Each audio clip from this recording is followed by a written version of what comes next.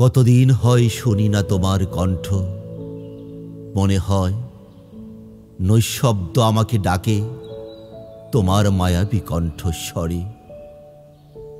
ভোরের পাখির শব্দে শুনি আমি তোমার মদির কণ্ঠ। স্থির হয়ে থাকা টেলিফোন বুঝি তোমারই প্রগাঢ় ডাক। কি হলো আমার, আমি আর কোথাও শুনি না কিছু। নৈশব্দের বুক ভেদ করে ফুটে ওঠে সেই গাঢ় ধ্বনি। নদীর কল্লোল হয়ে তোমার কণ্ঠই ফিরে আসে, ফিরে আসে পাখির প্রতিটি শিশে, পাতার মর্মরে। হরিণের ক্ষিপ্র পদচারণার ধ্বনি, সেও যেন তোমার নিঃশ্বাস বয়ে আনে। বাতাসে তোমারই ঘ্রাণ, সুন্দরবনের অনন্ত সবুজ হয়ে যেন আসে ভেসে ভেসে তোমারই মধুর কণ্ঠস্বর সারা বেলা। আমার করার কিছু নেই, কোথাও শুনি না কিছু।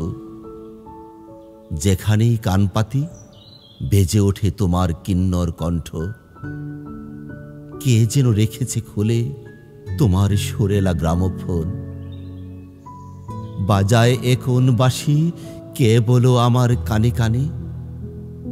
আমার বুকের মধ্যে কে বলো রেখেছে গেথে এই স্বর। নৈশব্দ প্রকৃতি জুড়ে অন্তহীন টেপ রেকর্ডার। কতদিন হয় শুনি না তোমার কণ্ঠ, মনে হয় 1 কোটি বছর রয়েছ তুমি যেন শব্দহীন। তবু তোমারই কণ্ঠস্বর যেন এই বেজে যায় নদীর ধারায়, পাখিদের গানে, স্তব্ধ টেলিফোনে। যেন গহীন শব্দের মধ্যে আমি ডুবে যেতে থাকি। সেখানে কেবল তোমার কণ্ঠ ছাড়া শুনি না কিছুই। এই স্বপ্নলোকে প্রত্যহ তোমার কণ্ঠে সেই গান। পৃথিবীর প্রথম নদীর মতো বুঝি বয়ে যায়।